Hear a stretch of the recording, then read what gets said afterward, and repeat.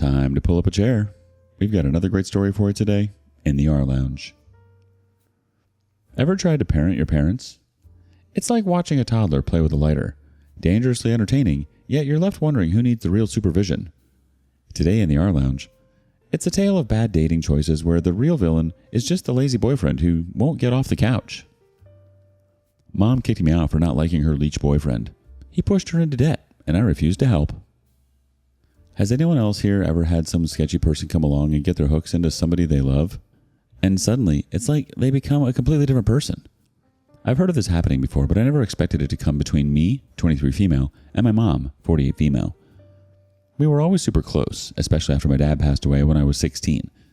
That was a tough time for both of us, and we kind of got through it by relying on each other. I also have a sister, Diana, 21 female. The three of us had a good family dynamic, but my sister mostly kept to herself, so my mom and I were pretty much best friends.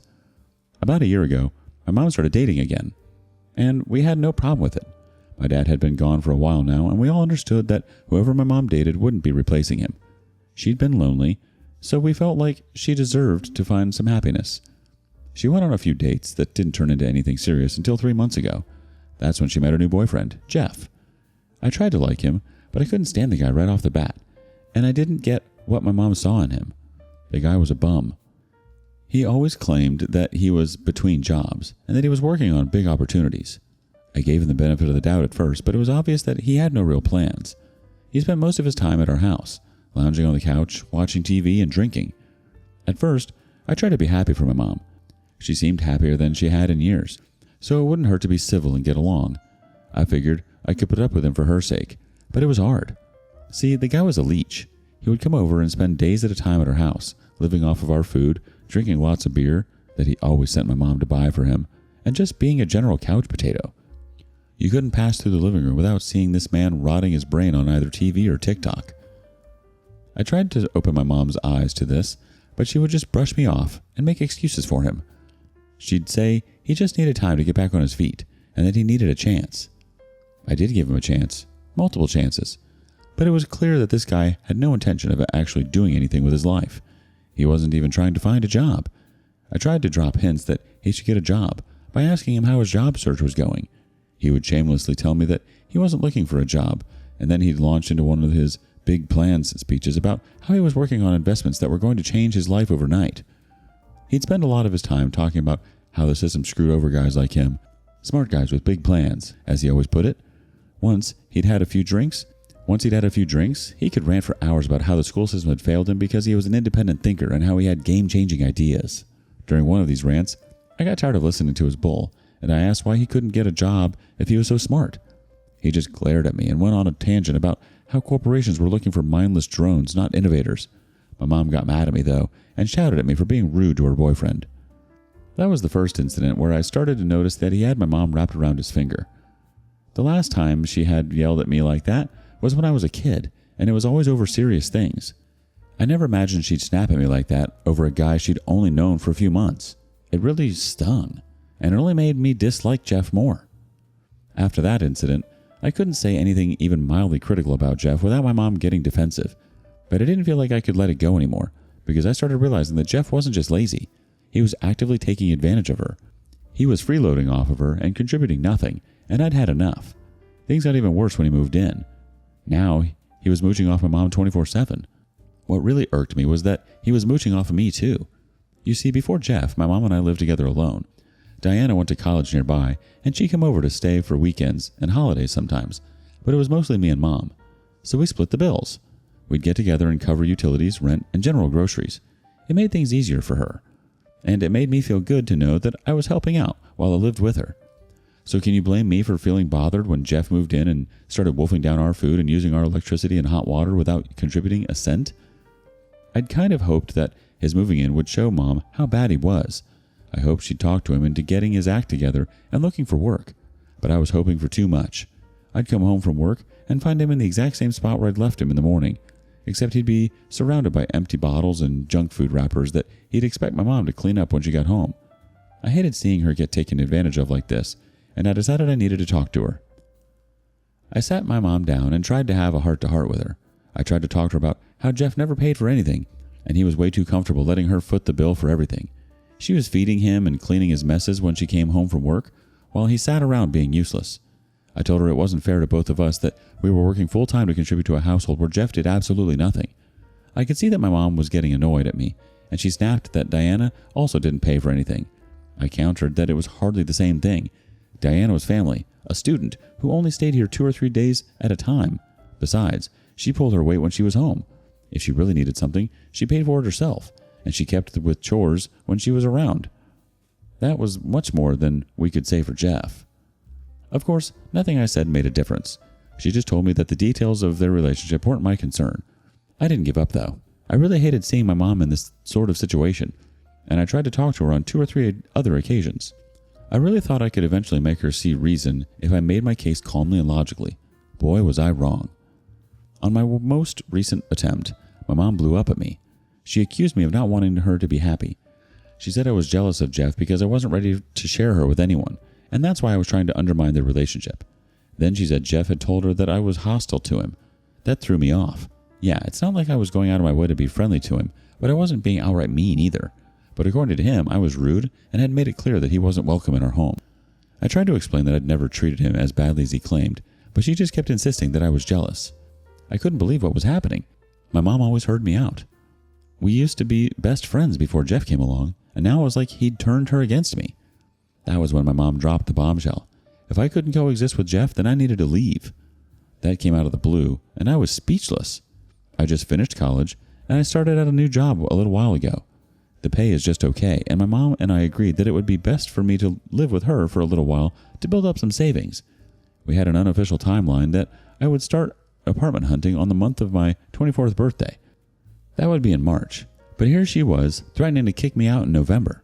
I wasn't sure if this was my mom's or Jeff's idea, but it broke my heart to hear that from her. She said I was overdue to get a place of my own, and I reminded her that we'd both agreed that I'd move out in March. She just said that I'd been living there too long and that I needed to find my own place if I was going to keep trying to sabotage her relationship with him. I was stunned. I couldn't believe that she was willing to throw me out over this guy that she'd only been dating a few months. I tried one last time to remind her of the plan we'd agreed on and how I was still saving to get a place.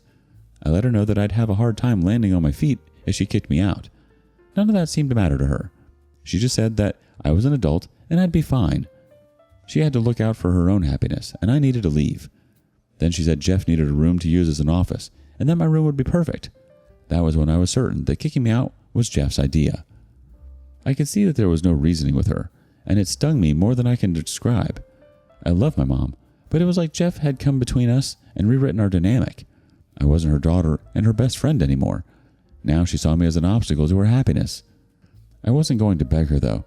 I'm not the type to stay where I'm not wanted.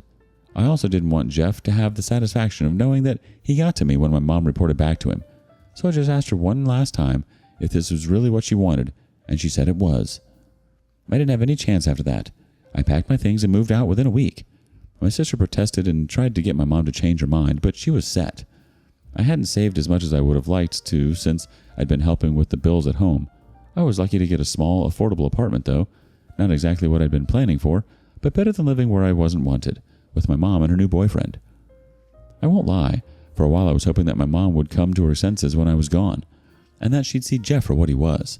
For about a week after I moved out, I waited for a call from her, apologizing or asking me to come home.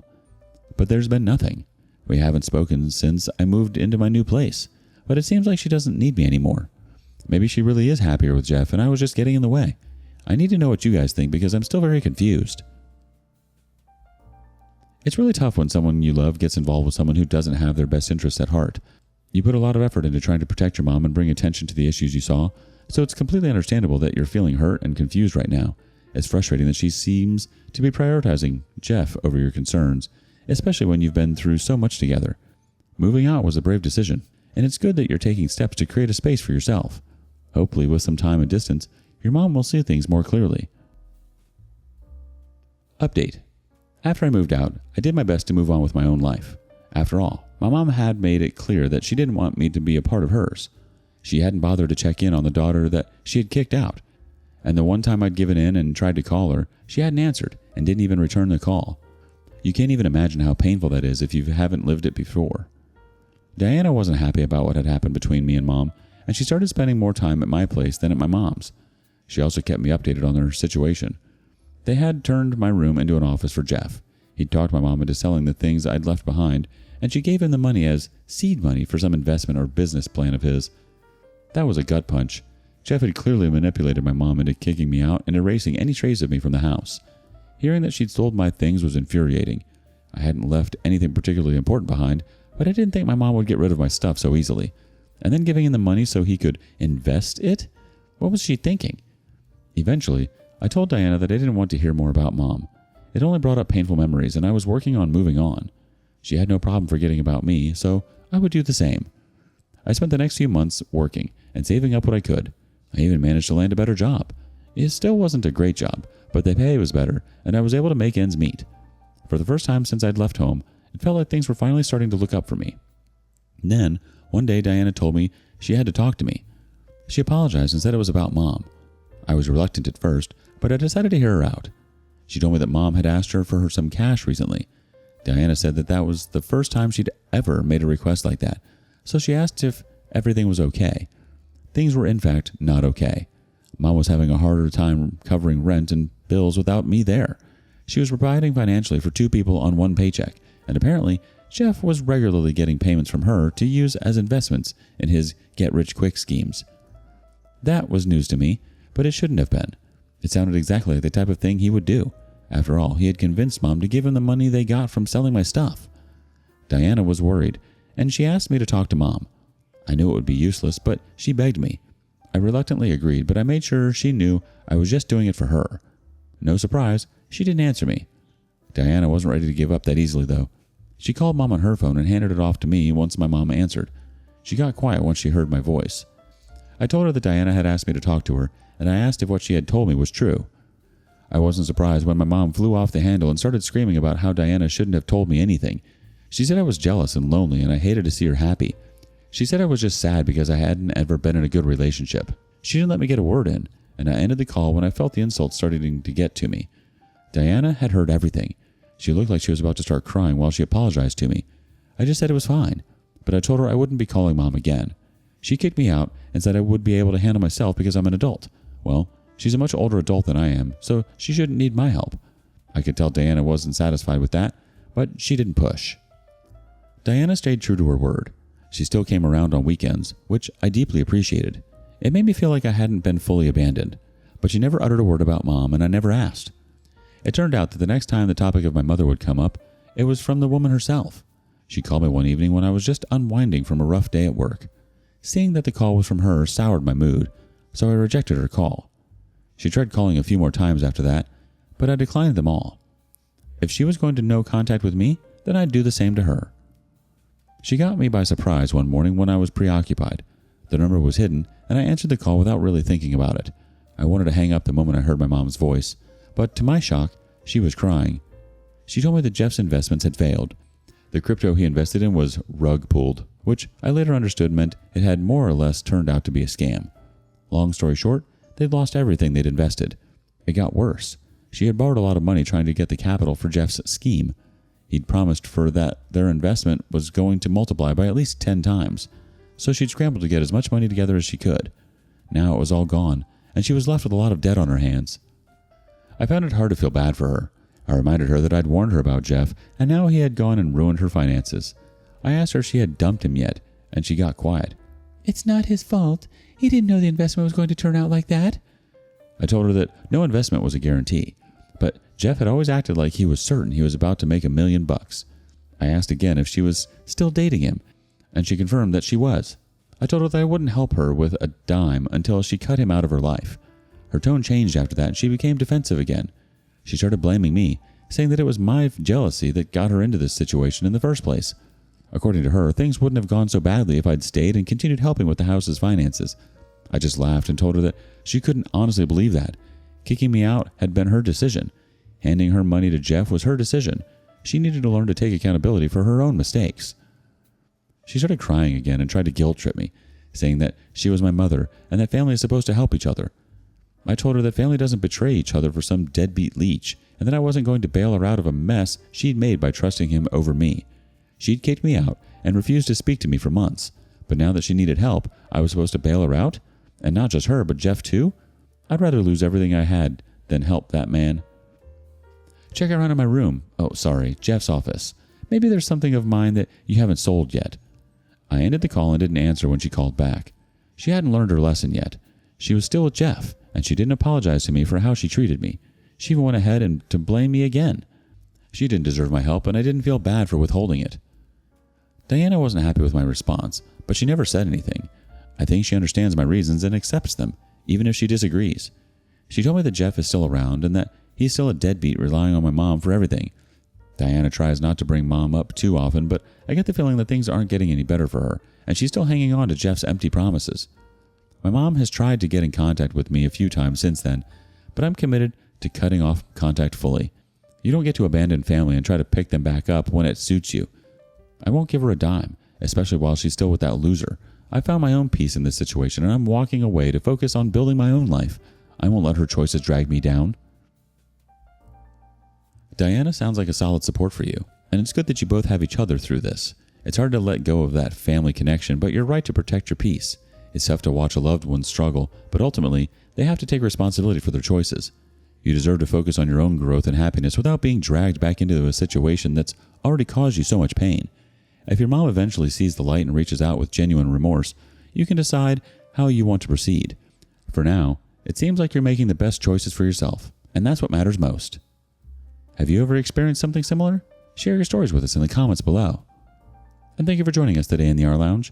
Be sure to like and subscribe and hit that notification bell so you don't miss out on our next video. Until next time.